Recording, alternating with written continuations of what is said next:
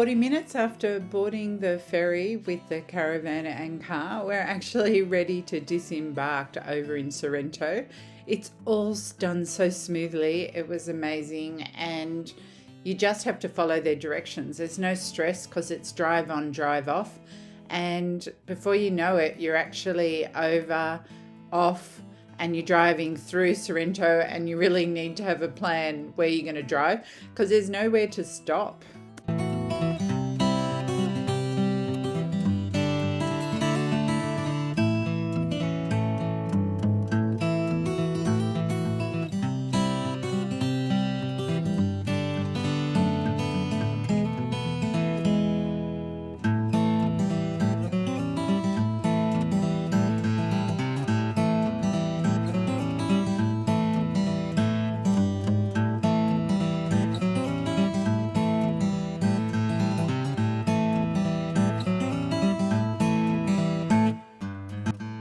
Well, that saved a lot of time. I'm not sure it saved us money, fuel-wise, but it saved... It would have should going the other way, but it saves going through Melbourne traffic, and it's something different. And it saves John's stress, which is just what I'm all about. I don't want my hair going any wider. And it was fun and relaxing. And now we've got to find our way to... Phillip Island. Yay! I'm desperate to see seals.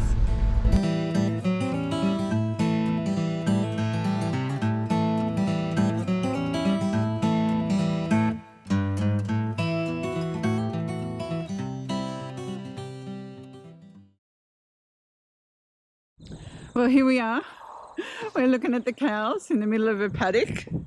We have driven 280 k's, plus we sat on a ferry for a little while to come to Phillip Island. I have to tell you, it feels like it was a day of intense driving. I don't know why, it just feels long. John and I are just hanging out to just hang out. We're on a hip camp, and this beautiful paddock only accepts 4 caravans at a time. And yeah, we've got our own little corner. Keith drives you in and shows you where he thinks the flattest part is. And it's kind of flat, but we wanted the water to go the right way for the shower, so we've sorted that out with some blocks. And this is us for the next 2 nights. So we're going to use this as a base.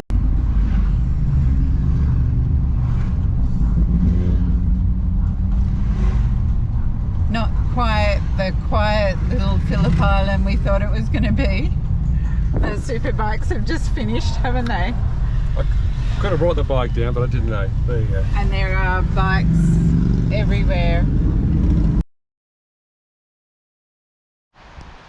We're at the historical precinct of Phillip Island, Gozzard Point, where you learn that 2 Scottish fellas from prominent Scottish families paid £10 to lease the land on Phillip Island after being shown it by Indigenous people, and they burnt the scrub so badly that people out to sea and on the other side of the continent, as it says on the sign, were worried what they were doing.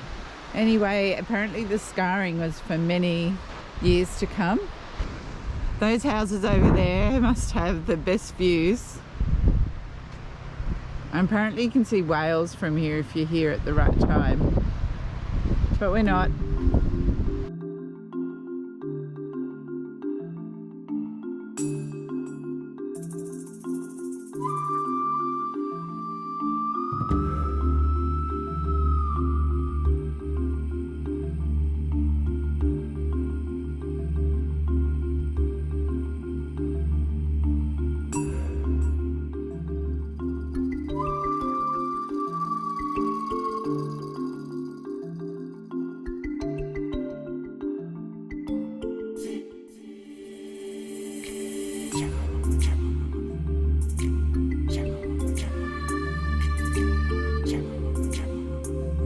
I know I saw the signs for the baby chicks, for the hooded plovers, and I thought, oh, that's nice. And we walked along here and I thought, oh, there's none. I wonder whatever.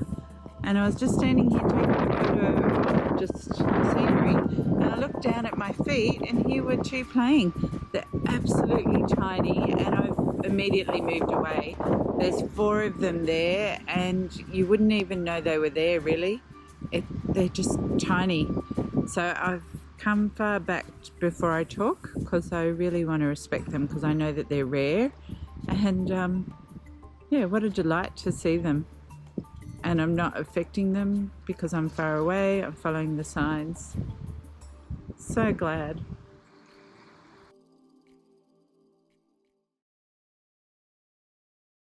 I know most people come to Phillip Island to see the penguins and do the penguin parade, but what I really wanted to do was the Phillip Island seal cruise, where you go out to the big seal colony. There's about 5,000 plus seals out there, and I really wanted to go and see it. I had been warned that it was super rough today and it would be tricky out there, but I still wanted to go, and I'm so glad that I did.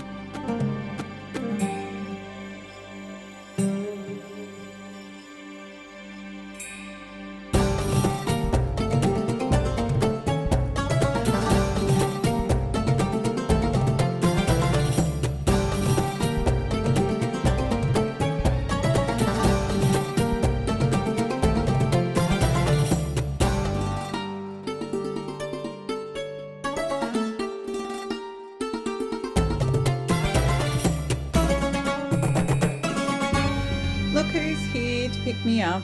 John didn't want to go on the boat, but he did really want to see the Vietnam Veterans Museum. John said it's the best one that he's ever seen, and he could have spent many more hours there.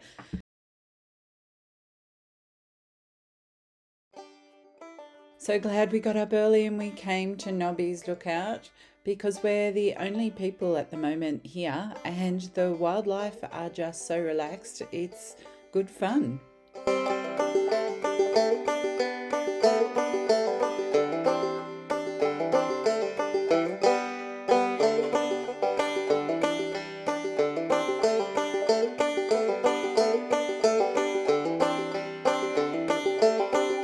As you walk around looking out to sea, there's all these nesting boxes, and some of them actually have penguins in them, and every now and then they pop their little heads out. It's molting season, we're told, and some of them don't like to swim during that time. And that's a long way for a little penguin to climb up and down. These gates are actually closed from sunset to sunrise, so you can't come here and see them arrive. You can only be at the penguin parade.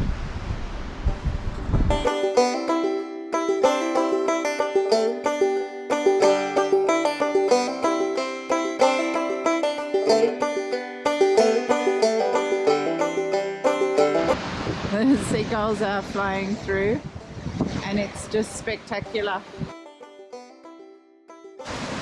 So there's the blowhole down there.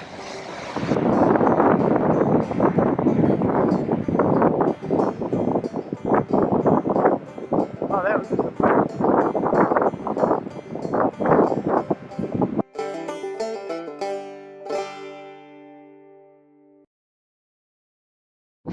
Behind the Discovery Centre is an access road, and it says open and one way, and you can drive to the penguin parade.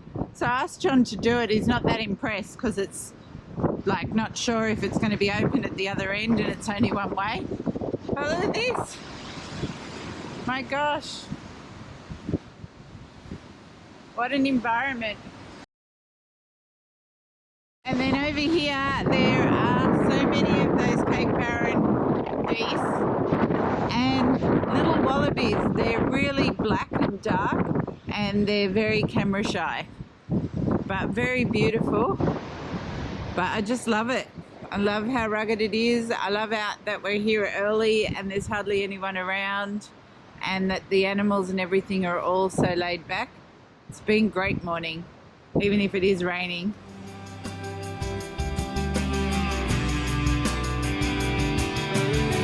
We followed the road around and we've come to this, and wow, look at it. It's just beautiful.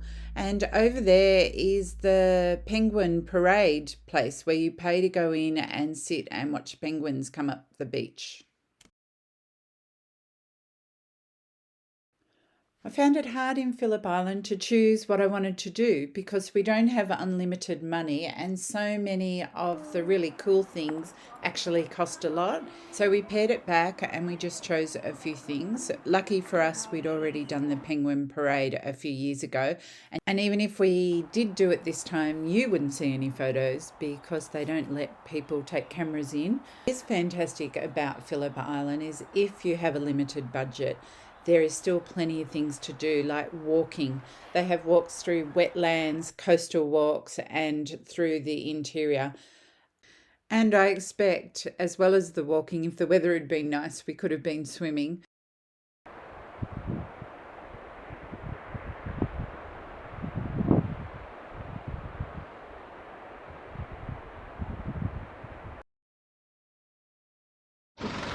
I just want to tell you the story about this sculpture, which I just thought was any other normal sculpture. But it turns out it used to be a cypress tree that had lived here for hundreds of years, and the locals knew it quite well. And in 2016, a storm came through and it was so badly damaged that they decided that they had to remove the tree because it was too dangerous. But the community was in an uproar and they agreed that they could leave the stump, and then they got an artist to carve this out of what was left of the stump. I personally think that that is really cool, and I just wanted to tell the story.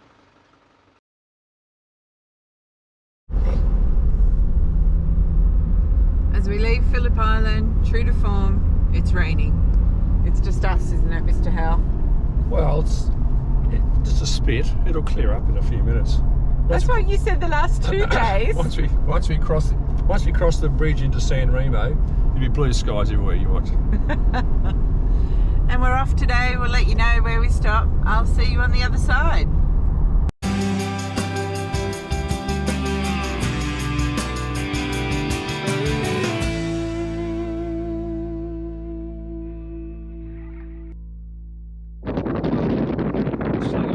Deep Space Network at NASA.